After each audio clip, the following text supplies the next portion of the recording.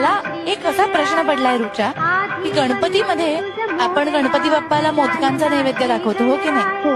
21 मोदकांचाच नैवेद्य का दाखवतो? तर मी असं ऐकलंय की 21 मोदकच का आपण गणपती बाप्पाला देतो, तर पूर्वी काळी देवांतक आणि नरांतक असे राक्षस होते. देवांतक आणि नरांतक राक्षस होते? हो, राक्षस होते ते. म्हणजे त्यांनी खूप तपश्चर्या करून देवांनी त्यांना पॉवर दिली होती.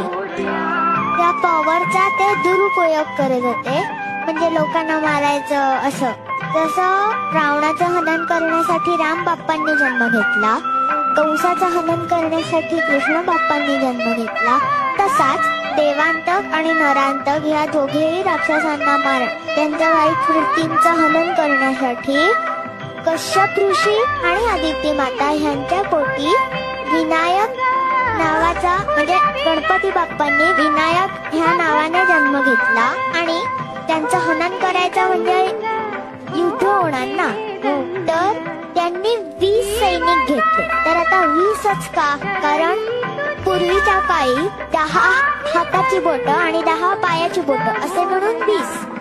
तर तेव्हाच्या काळी 20 या आकड्यामध्ये सगळी मोजणी व्हायची, म्हणून त्यांनी 20 सैनिक घेतले आणि त्या 20ही गणांचा, गण म्हणजे सैनिक, तर त्या 20ही गणांचा एक कॅप्टन म्हणजे गणपती बाप्पा.